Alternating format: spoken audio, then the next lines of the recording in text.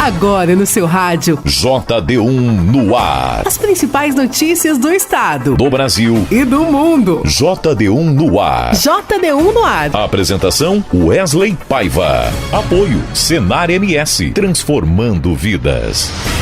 Olá, segunda-feira, dia 18 de março de 2024. A partir de agora, eu, Wesley Paiva, apresento o JD1 no ar com as principais notícias aqui do estado, do Brasil e do mundo. Em parceria com 32 emissoras de rádios FM em Mato Grosso do Sul, o JD1 no ar tem o apoio do Senar MS Transformando Vidas. E vamos conferir os principais destaques de hoje. Destaques do dia. Ministério da Educação prorrogou para esta segunda-feira o prazo de inscrição para o processo seletivo do FIES. Emprego com carteira assinada cresceu em janeiro deste ano na comparação com o mesmo mês do ano passado. Grávida é socorrida após esfaquear a própria barriga em Campo Grande. A exportação do agronegócio brasileiro alcançou marca histórica em fevereiro. E a Comissão de Assuntos Econômicos vai ouvir o presidente da Petrobras sobre a decisão de não pagar dividendos extraordinários aos acionistas. Está no ar. JD1 no ar. JD1 no ar. E agora vamos conferir como fica o tempo nesta segunda-feira. Do Clima Tempo Nacional, Luísa Cardoso. JD1 no ar. Previsão do tempo. Nesta segunda-feira, a chuva ganha intensidade sobre o oeste catarinense, a região do leste do Paraná e também boa parte do Maranhão e leste do Pará. Ou seja, o sul, nordeste e áreas do norte do Brasil devem ter temporais volumosos ainda. Uma área de baixa pressão na altura do Paraguai mantém a entrada de umidade no sul do Brasil. Por isso, as nuvens carregadas se formam e chove de maneira forte em boa parte da região, especialmente no oeste de Santa Catarina, Curitiba, faixa do litoral paranaense e áreas do norte gaúcho. Na região de Uruguaiana, Bagé e Santa Maria, desde o início da segunda-feira deve ter muita nebulosidade e chance de chuva a qualquer hora. Nas demais regiões, as pancadas devem ser esperadas principalmente a partir do período da tarde. No sudeste do Brasil, a chuva ganha intensidade no litoral sul de São Paulo, Serra da Mantiqueira e áreas da Alta Mogiana, e também naquele padrão de chuva de verão que vem no fim do dia. A região dos lagos do Rio de Janeiro, sul do Espírito Santo e também Vitória não devem ter chuva.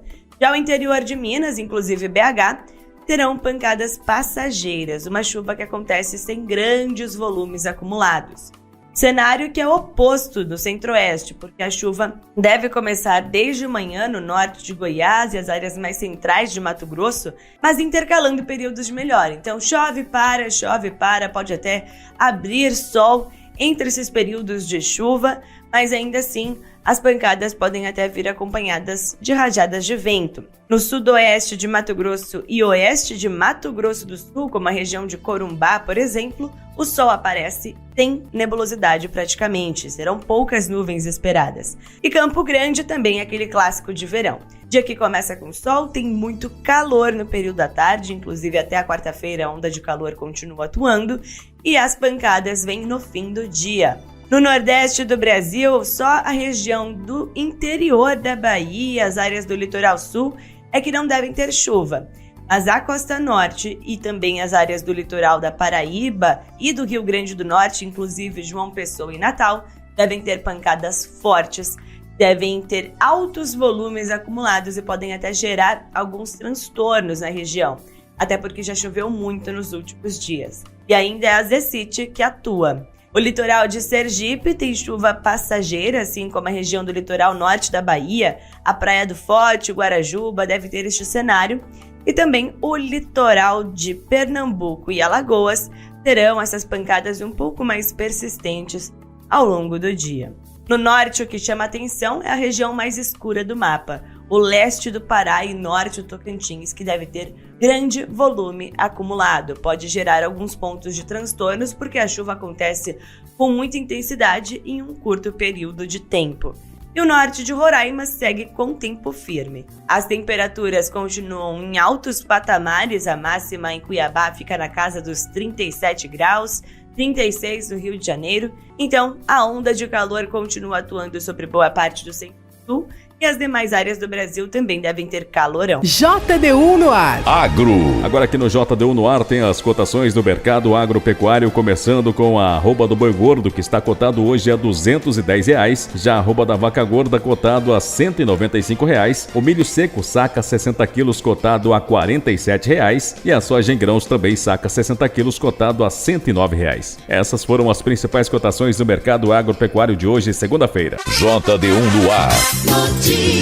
E as exportações do agronegócio brasileiro alcançaram uma marca histórica em fevereiro, um aumento de quase 20% em relação ao mesmo mês do ano passado. A reportagem é de Raquel Mariano. A venda de açúcar, algodão, café verde e carne bovina para outros países foi a principal causa do forte aumento das exportações brasileiras no mês de fevereiro. E os números mostram um recorde. Foram 11 bilhões e 630 milhões de dólares, o maior valor quando comparado com os meses de fevereiro de anos anteriores. Em relação ao mesmo mês do ano passado, por exemplo, a alta é de 19,7%. A China ocupou o primeiro lugar nas exportações brasileiras, tendo comprado mais de 3 bilhões de dólares em produtos agropecuários. E a relação comercial entre os dois países tende a aumentar ainda mais. Nesta semana, o governo de Pequim autorizou 38 novos frigoríficos brasileiros a oferecerem seus produtos para a China. O secretário de Defesa Agropecuária do Ministério da Agricultura e Pecuária, Carlos Goulart, fala mais sobre a ampliação do mercado chinês. No mês de março, nós celebramos um recorde histórico, uma conquista fantástica, em que o Brasil recebe uma notícia da China celebrando 38 habilitações de estabelecimento das 3 proteínas que nós exportamos majoritariamente, que é carne bovina, suína e aves. E esse é um reconhecimento notável da qualidade, da credibilidade e da confiança no serviço de defesa agropecuária do Brasil. Já as importações de produtos agropecuários no mês de fevereiro chegaram a 1 bilhão 340 milhões de dólares, um aumento de 7,5% em relação ao mesmo mês de 2023. O aumento foi puxado por fertilizantes e defensivos agrícolas. Reportagem Raquel Mariano. Quer saber como 2 letrinhas viram notícias no seu WhatsApp? Facinho, facinho. É só mandar um simples oi para o JD1 981 35 98 88. Nossa, até o nome não é fácil de lembrar. Cadastre 981 35 98 88 no seu WhatsApp e escreva apenas Oi. As principais notícias de Mato Grosso do Sul, do Brasil e do mundo bem aí. Na palma da sua mão. Deu oi, virou notícia. JD1Noticias.com JD1Noticias.com JD1Noticias.com. A notícia no seu celular. E agora da nossa central de jornalismo, a repórter Sara Chaves tem mais notícias que estão em destaque no portal JD1.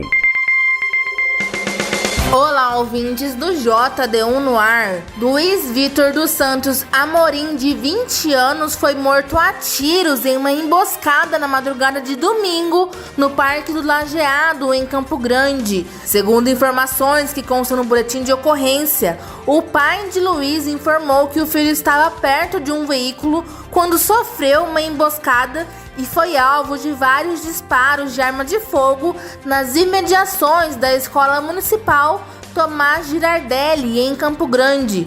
O fato teria ocorrido na divisa entre os bairros Parque do Lajeado e Dom Antônio Barbosa. A vítima chegou a ser socorrida por populares para o hospital regional, mas não resistiu aos ferimentos. A reportagem apurou que Luiz Vitor possuía um mandado de prisão em aberto pelo crime de tráfico de drogas. O caso foi registrado como homicídio simples na delegacia de plantão e os autores ainda estão sendo procurados em Campo Grande. E o Ministério da Educação prorrogou para esta segunda-feira o prazo de inscrição para o processo seletivo do FIES. Os interessados em participar devem se inscrever até antes da meia-noite de hoje, pelo horário de Brasília, ou seja, até às 23 horas no horário aqui de Mato Grosso do Sul, no Portal Único de Acesso ao Ensino Superior. As demais datas do processo seletivo não foram alteradas. Ou seja, no dia 21 de março sai o resultado e a complementação da inscrição do pré-selecionado do FIES vai de 22 a 26 de março. E uma mulher grávida foi socorrida após esfaquear a si mesma na barriga após uma discussão com um companheiro em Campo Grande. Logo após a facada, o homem colocou a esposa no carro para procurar ajuda e se deparou com um acidente no caminho e conseguiu a ajuda da polícia militar e do Qualis Salva, que estavam no local. O corpo de bombeiros também foi acionado e prestou atendimento à mulher que estava inconsciente em estado grave ainda no local e encaminhou para a Santa Casa. A mulher grávida que esfaqueou a própria barriga não corre risco de vida. Sara Chaves para o JD1 no ar. JD1 no ar. Apoio Senar MS, transformando vidas. Mais de 180 mil empregos com carteira assinada foram criados no Brasil em janeiro. O número é o dobro do mesmo mês do ano passado e foi puxado pelo setor de serviços, que foi o que mais contratou. Os detalhes na reportagem de Márcia Fernandes. Cerca de 2.067.000 pessoas foram contratadas com carteira assinada no mês de janeiro. 1.887.000 pessoas foram dispensadas. Com isso, o saldo foi de 180 mil novos empregos formais. Um balanço positivo em 25 das 27 unidades da federação. Os números são do novo CAGED, divulgados pelo Ministério do Trabalho e Emprego. O ministro Luiz Marinho destacou que o balanço do mês de janeiro é positivo. Nós geramos o dobro do ano passado. Ano passado foi 90.177 empregos no ano passado. Em janeiro, esse ano, 180.395. Creio que tem um patamar importante de largada na economia desse ano. Em janeiro, 4 dos 5 setores de atividades econômicas registraram saldos positivos. O maior crescimento do emprego formal ocorreu no setor de serviços, com um saldo de cerca de 80 mil postos formais de trabalho. O salário médio de admissão foi de R$ 2.118,33 no mês, com um aumento de R$ 69,24 em comparação com o valor de dezembro de 2023. Segundo o ministro Luiz Marinho, a política de valorização do salário mínimo colabora para a geração de empregos. Precisamos fazer uma elevação da remuneração para aumentar a massa salarial, influenciar mais no tamanho do mercado e, portanto, ajudar a gerar novos empregos. O que a massa salarial produz no país, ela é fundamental para olhar o que pode acontecer com a economia. Os números do CAGED também apontam que, em média, as mulheres ganham menos do que os homens, uma diferença de mais de R$ 200. Reportagem Márcia Fernandes. JD1 no ar. Esporte. E agora o Dininho Almeida tem as últimas notícias esportivas.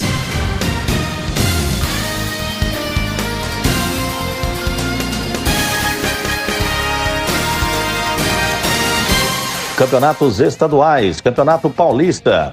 Sem qualquer susto ou surpresa, o Palmeiras fez sua melhor apresentação em 2024. Atropelou, goleou a Ponte Preta por 5-1 na noite de sábado na Arena Barueri e avançou à semifinal do Campeonato Paulista. Favorito absoluto no jogo único das quartas de final, o Verdão se impôs, abriu o placar logo no segundo minuto. Não deixou mais o adversário reagir e construiu a vitória com 3 gols de Flaco Lopes, 1 de Murilo e 1 de Piquerez. Dono da melhor campanha do Paulistão, o Palmeiras vai enfrentar o Novo Horizontino. A semi em jogo único, provavelmente no Allianz Parque. Tem como data base o dia 27 de março. E já no domingo, o Bragantino venceu a Inter de Limeira por 3-0. O Red Bull Bragantino venceu a Inter de Limeira por 3-0 na tarde de domingo, no estádio Nabia Bichedid, em Bragança Paulista, pelas quartas de final do Paulistão.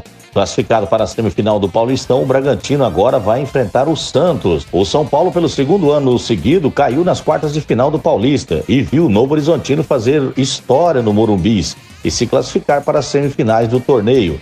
Num duelo equilibrado e tenso, as duas equipes empataram em 1-1 no tempo normal, o que levou a decisão para os pênaltis. Rafael começou pegando a penalidade de Luca, mas depois a equipe do interior não errou mais. Michel Araújo e Diego Costa chutaram suas cobranças por cima do gol. Renato fez o último do Novo Horizontino e manteve a equipe no sonho do título.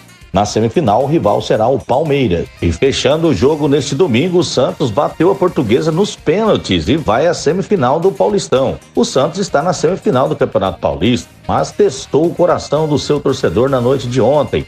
O Peixe venceu a Portuguesa nos pênaltis 4-2 após um empate sem gols no tempo normal na Vila Belmiro pelas quartas de final, e sofreu mais do que o esperado. O Santos vai enfrentar o Bragantino na semifinal e será o mandante, provavelmente na Vila Belmiro. Esta e a outra semifinal, Palmeiras e Novo Horizontino, tem como data base no dia 27 de março, mas a Federação Paulista de Futebol ainda vai definir horários e detalhes. Campeonato Brasileiro Feminino, o Fluminense venceu o Atlético Mineiro por 3-0. O Avaí Kinderman empatou com o Bragantino em 3-3 e o América Mineiro empatou com o Internacional em 1-1. Mesmo resultado para Cruzeiro e São Paulo. Campeonato Sul Mato Grossense, quartas de final, Operário 1 e Viema 0, Portuguesa 2, Aquidauanense 2, Costa Rica 0, Dourado 0. Campeonato Carioca Taça Rio, Boa Vista 3, Portuguesa 2. Flamengo garantiu o título com 0-0 contra o Fluminense. E no domingo, o Nova Iguaçu despachou o Vasco 1-0. O Botafogo venceu o Sampaio Correia pela Taça Rio por 2-1. Pelo Campeonato Mineiro, Cruzeiro 3, Tombense 1. Troféu da Inconfidência, Pouso Alegre 5, Itabirito 2. E o Atlético Clube 0, Uberlândia 0. E no domingo, América 2, Atlético Mineiro 1. Campeonato Gaúcho, semifinal no sábado. Caxias 1, Grêmio 2. No domingo, Juventude 0, Internacional 0. Etapa da NASCAR termina com homenagens ao Tereré e Relógio da 14. Terminou o final de semana de muita velocidade no Autódromo Internacional Orlando Moura, em Campo Grande. Quem esteve presente pôde observar o melhor da Copa Truck, NASCAR Brasil e Copa Hyundai HB20. Além disso, os troféus dados aos vencedores da NASCAR foram uma homenagem à Cidade Morena. Uma das premiações homenageou a tradicional bebida sul-mato-grossense, o tereré, com um troféu em formato de guampa com uma bomba. Focado em Campo Grande, o segundo prêmio relembrou o monumento do relógio da 14 de julho, que fica no cruzamento com a Avenida Afonso Pena, no centro de Campo Grande. O vencedor da corrida 2 da NASCAR foi Gil Bex. Ele posou para a foto no pódio tomando um tereré com seu troféu alusivo a uma guampa. O administrador do autódromo, Leandro Moura, enalteceu que é uma honra receber os eventos. Abre as portas do automobilismo. Através desta prova, conseguimos que novas categorias se interessassem. Passamos por 3 anos de estruturação. Fecha aspas. Ele disse que tem algumas novidades por vir com categorias internacionais. Estamos muito contentes. Para este ano, temos a Fórmula Truck e outro evento previsto. Moura convidou os campograndenses para acompanhar as atividades do autódromo às quintas-feiras. O espaço fica aberto das 18 às 23 horas para quem deseja testar o carro ou moto no local. Eu sou o Dininho Almeida e esses foram os destaques esportivos do JD1 no ar. JD1 no ar, direto de Brasília. A Comissão de Assuntos Econômicos vai ouvir o presidente da Petrobras sobre a decisão de não pagar dividendos extraordinários aos acionistas. Os detalhes na reportagem de Bruno Lourenço. Logo após a Petrobras anunciar que não pagaria dividendos extraordinários a seus acionistas referentes ao quarto trimestre de 2023, a empresa perdeu cerca de 10% de seu valor de mercado em um único dia, mais de 50 bilhões de reais. O senador Sérgio Moro, do União Brasil do Paraná, aprovou na Comissão de Assuntos Econômicos convite para ouvir as explicações do presidente da Petrobras, Jean Paul Prates. Moro diz que essa e outras decisões têm afetado o desempenho da empresa e que é dever do Senado cobrar providências, já que a Petrobras é de todos os brasileiros.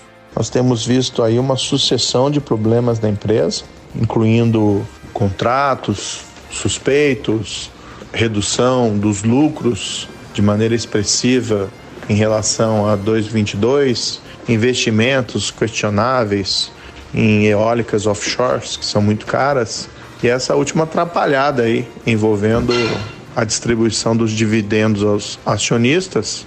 Isso custou a Petrobras bilhões em valor de mercado. A vinda do presidente da Petrobras à CAI ainda não tem data definida. Justiça climática e combate ao negacionismo serão focos na próxima virada parlamentar sustentável. Mais detalhes na reportagem de José Carlos Oliveira. A busca de justiça climática e o combate ao negacionismo estarão presentes na próxima edição da virada parlamentar sustentável, prevista para junho. O evento surgiu em 2023, quando 65 organizações da sociedade civil promoveram 35 audiências de seminários no Congresso Nacional, visando mobilizar os parlamentares em torno da agenda de desenvolvimento desenvolvimento sustentável e bem-estar social. Na apresentação do relatório dessas atividades, a coordenadora da Frente Parlamentar de Transição Climática, deputada Socorro Neri, do PP do Acre, elogiou a mobilização da sociedade civil em busca de compromisso coletivo com um futuro mais sustentável. Esta iniciativa tem sido uma força propulsora das mudanças necessárias na política socioambiental brasileira, que aponte para um futuro onde o Brasil possa ser e assumir a liderança global pelo exemplo. Nós precisamos, de forma coletiva, atuarmos com inteligência, com estratégia, com forte mobilização, para vencermos os obstáculos, de modo muito especial, esse negacionismo presente no debate no Congresso Nacional. O coordenador da Frente Parlamentar Ambientalista, deputado Nilton Tato, do PT de São Paulo, deu exemplos do que avalia ser influência do negacionismo na pauta legislativa. A gente corre muitos riscos aqui dentro, como a gente viu com o marco temporal, a pauta dos agrotóxicos, da gente não tomar o cuidado, nós vamos ter um retrocesso muito grande com a lei do licenciamento ambiental. Diante da sucessão de eventos climáticos extremos, Tato citou algumas das prioridades da pauta ambiental visando a produção de bens e serviços com menos emissão de gases poluentes. A agenda positiva que nós entendemos que nós precisamos discutir, da transição energética, biocombustível, carbono, mas ter essas agendas como ferramenta para a gente fazer a nossa lição de casa. E simplesmente a gente não quer esverdear a economia, a gente quer enfrentar a desigualdade, a gente quer que tenha distribuição de renda. O deputado disse que vai buscar o apoio de outras frentes parlamentares e comissões temáticas da Câmara e do Senado na articulação da próxima virada parlamentar sustentável. Um dos organizadores do evento, o coordenador de política socioambiental do Instituto Democracia e Sustentabilidade, Marcos Wurtmann, defende a aprovação das propostas de lei do mar, apoio à adaptação climática dos municípios, inclusão dos temas de segurança climática na Constituição e regulamentação da reforma tributária com garantia de recursos para a proteção ambiental. Em 2023, a virada abordou 88 propostas legislativas em debates ligados a 15 dos 17 Objetivos do Desenvolvimento Sustentável. Wurtmann comemorou a participação de 27 parlamentares, 9 ministérios e 16 secretarias nacionais na mobilização da sociedade civil. O que mais nos traz profunda confiança de que construímos algo valioso é ter toda a presença da sociedade civil conosco, construindo esse novo momento que agora se reinicia. Eu tenho certeza que após a virada do ano passado e nesta que nós estamos construindo, todos nós somos mais cidadãs e cidadãos. Assessora para pautas das mulheres negras, pobreza e Justiça Ambiental do Ministério das Mulheres, a arquiteta e ecologista Dulce Pereira reforçou o foco da próxima virada sustentável no combate ao negacionismo. Eu sou dessa geração de pesquisadores, éramos considerados loucos quando nós falávamos, por exemplo, da aceleração dos processos que acontecem na Terra. Éramos considerados antinacionalistas quando dizíamos que a nossa contaminação na Amazônia estava acabando com a possibilidade de vida qualificada em alguns países do Caribe. Éramos considerados irresponsáveis quando mostravam o nível de contaminação dos corpos das mulheres e homens que são atingidos pelos crimes ambientais. Então esse negacionismo da ciência que nos leva a um estado de obscurantismo em relação à própria construção do futuro. Ao longo do ano, a virada parlamentar sustentável também pretende monitorar o avanço da agenda legislativa socioambiental por meio de dados e análise de riscos. De Brasília, José Carlos Oliveira. Termina aqui o JDU no ar de hoje, segunda-feira, dia 18 de março de 2024. Com a apresentação de Wesley Paiva, o JDU no ar é uma iniciativa do JDU Notícias em parceria com 32 emissoras de rádios FM em Mato Grosso do Sul e conta com o apoio do Senar MS. Para você ouvir novamente essa edição em podcast ou ainda acompanhar outras notícias do estado, do Brasil e do mundo, acesse o nosso portal www.jdunoticias.com. Uma boa segunda e uma excelente semana a todos e até amanhã. Você ouviu as principais notícias do estado, do Brasil e do mundo. JD1 no ar. Apoio Senar MS, transformando vidas.